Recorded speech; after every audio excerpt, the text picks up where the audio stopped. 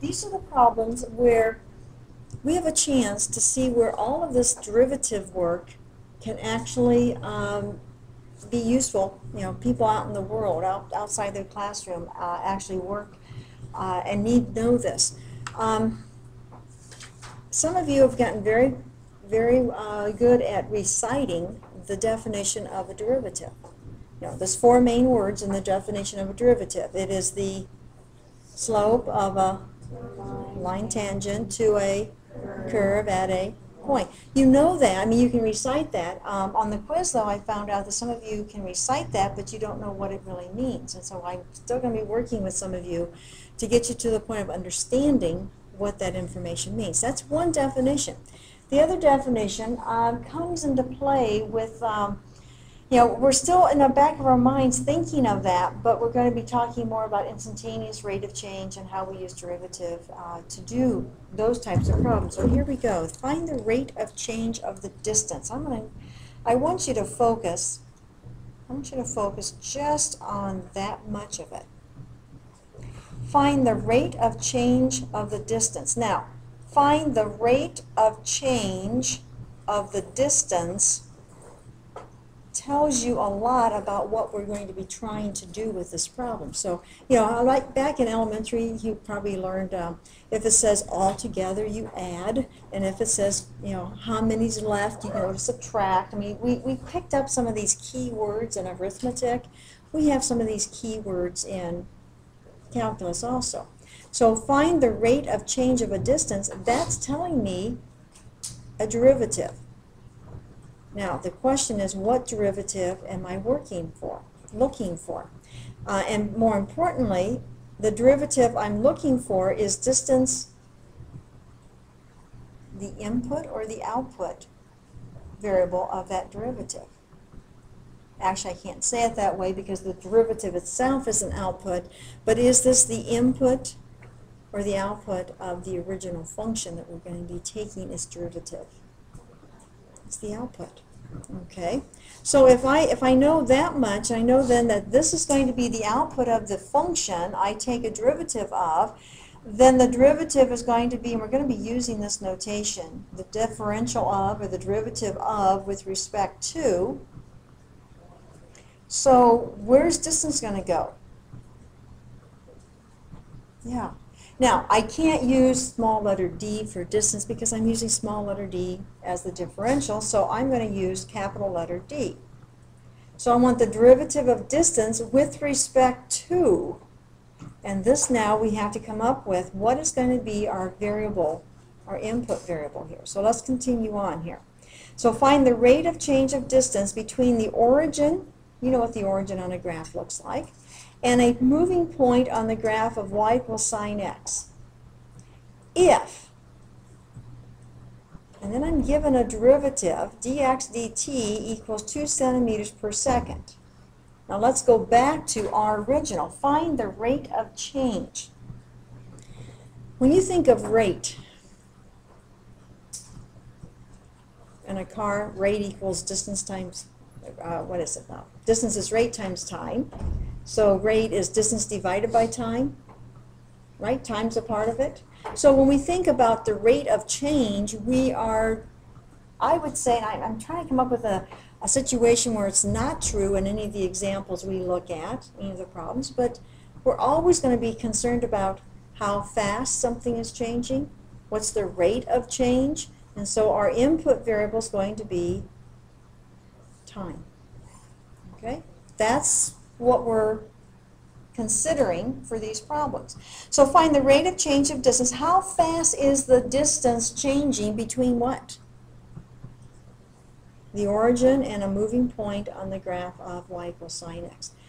You know, they say, and it's true, a picture paints 1,000 words. Okay? Or worth 1,000 words. We need a picture. We need a picture for all of these problems we're going to be working on because they're word problems. They invoke an image in our head, and if we can see that, we can pretty much find our way through somehow to solving that problem. So let's take the inspires, and let's go to a graph page.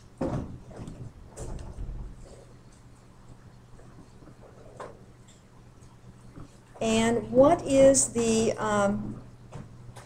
function that we're going to be having a moving point on? Sine x. Okay, so let's do that.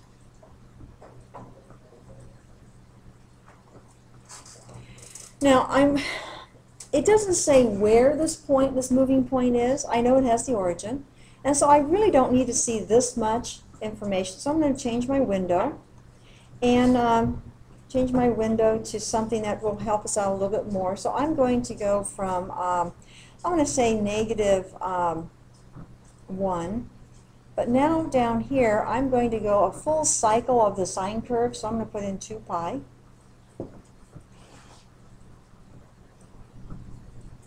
2 pi. And I'm going to, oh, it doesn't have to be, we could do every unit. Because we usually talk about having these, the sine curve looking at a unit circle, I'm going to say pi divided by 2. The minimum output on a sine curve, negative 1. I'm going to make it negative 1.2, so I'll have something below it. And the output is 1, so I'll make it 1.2, and then I'm just going to scale it by 1. And I get a nice sine curve. Looks something like that.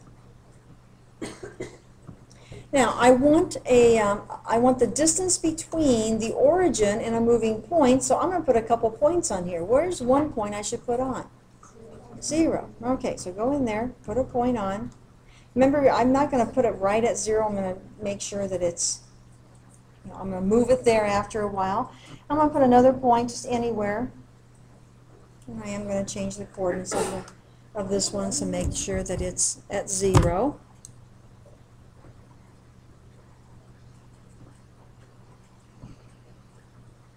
I want the distance between the origin and this point. What kind of a drawing can I make of that?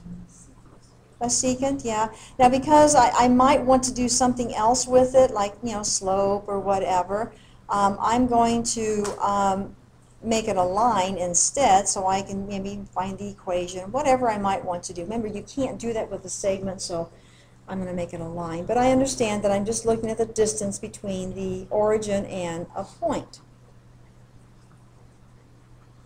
So, am I looking for the distance between the origin and the point? Is that what the problem is asking? Or is it asking something else? Yeah, it's asking for how fast is this distance between the origin and this point. How fast is the distance changing? How fast is the distance changing? So we know we need to use a derivative for this. Yeah, Evelyn? Yeah, I put a line there because I know that I can't measure the slope or find the equation of a segment. It has to be a line, so I just went ahead and made it a line. But I understand that I'm just finding the distance between them. Okay, so let's organize our work here a little bit. What are we trying to find? Let's get that out. And we have it on the screen, don't we? It says find the rate of change of the distance. So find derivative of the distance with respect to time. Are we given anything? Well, we're given this. dx dt is 2 centimeters per second. What does dx dt, what information is that telling us?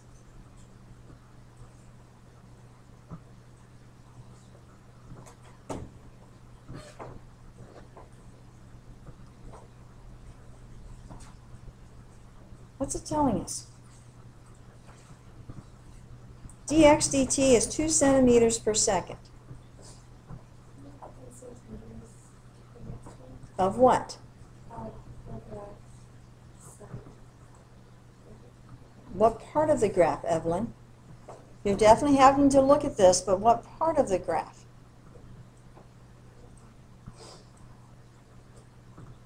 dx. What does x represent?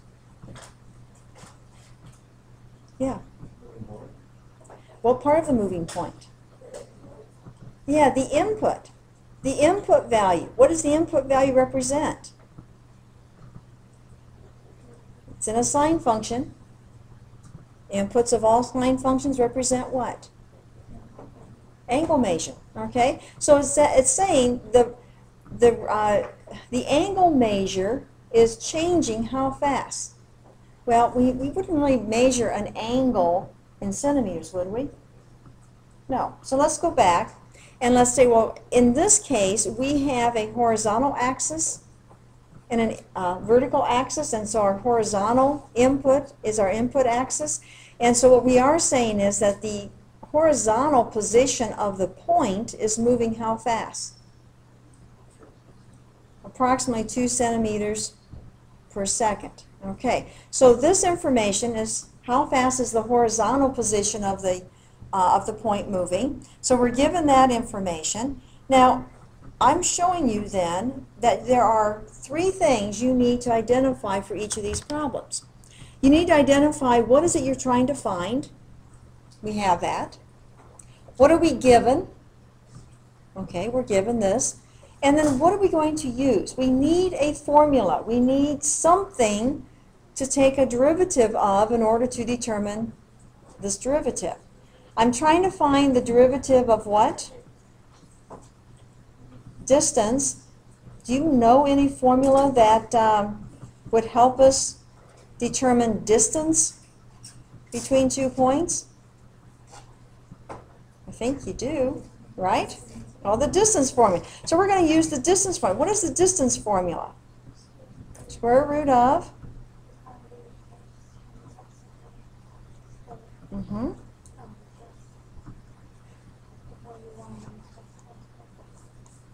Okay. Now, I have a formula. Can I take the derivative of this formula? You know, I could say it's x minus x sub 1 quantity squared plus to the 1/2 power. And then I could take the derivative of that. There's something else that we need to do. Do we know one of the points nicely? The origin? Which means that I really could say this is x squared plus y squared to the 1/2 power.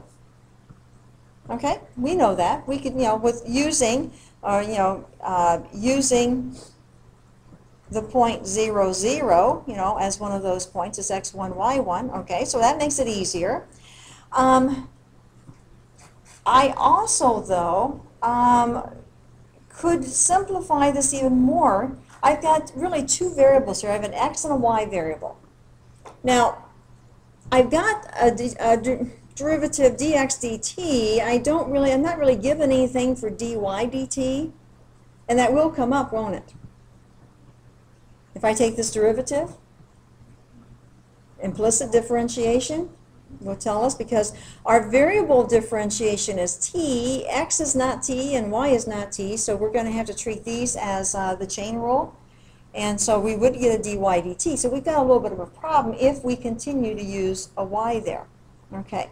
So is there any way that we could rewrite this so that we don't have y represented? Yeah, Kendra.